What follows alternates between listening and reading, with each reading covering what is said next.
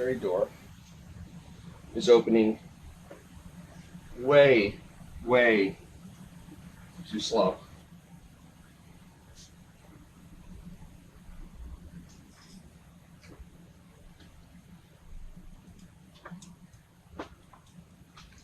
Here's the tool to use. They used to sell these. It has two little teeth on there. I know somebody sells an adapter that they can put a bolt on that. It's a lot of work. I'll just do it. See this? See how hard that door is? It's too much.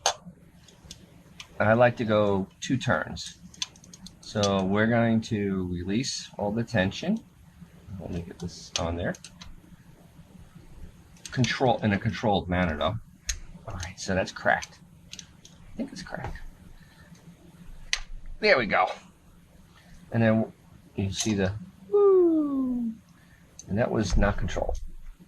Alright, so now we're gonna go and we're gonna tighten it.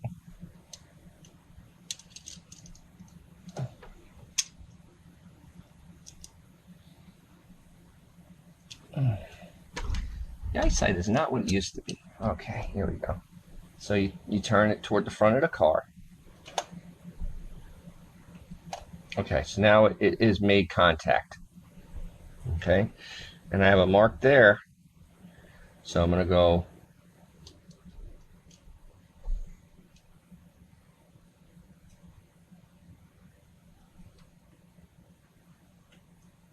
one,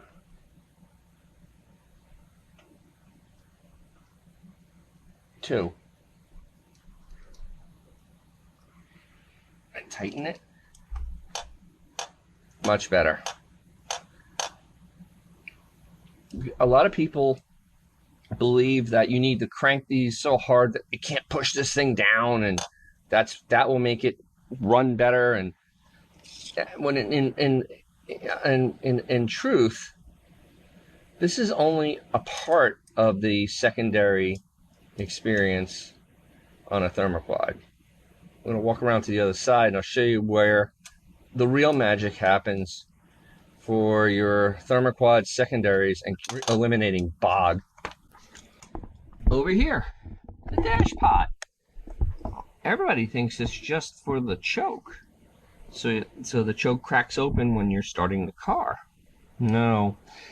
In reality, this is what truly makes your Thermoquad not a thermobog. Let me show you. Do a demonstration with the motor off because you won't be able to hear anything with the motor on. And so there's no metal on this carburetor because, well, it's all aluminum. So magnet stuff doesn't stick. Okay, take the vacuum line off, put a vacuum pump on. All right, and you can see it's down all the way. Okay, the spring is fully extended. My choke is actually set to close at this point, so that's why it's doing that, and it's doing its job over here, keeping the choke flap semi-open so the car will run. But it needs to be like that to actually start. All Thermoquads are. Oh, see, and there's the issue with mine. Look how much drop there is. So we need to adjust this bar because this needs to be solid up against the top. So we take a pair of needle nose pliers and we shorten. We shorten this rod until it is very tight.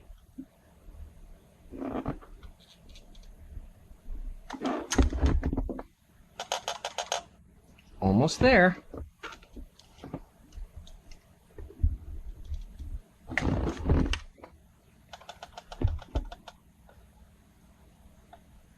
See that? That's what you want to see. I mean, literally, because this is what's going to keep the car from bogging. Because when I release the vacuum, watch how slow the vacuum moves. And that's why that slows down.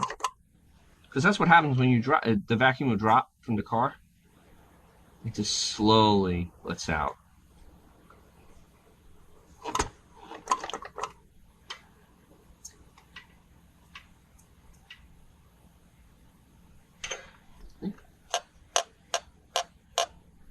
and then making sure the secondary door is adjusted properly. This is also some good, information for people that even if you don't have a thermoquad, it would be very useful. Somebody with vacuum secondaries or anything with a door to help you maximize the launch from your car.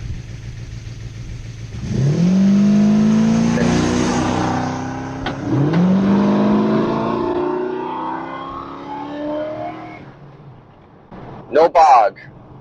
Pulled hard from the hole. Well, there you go.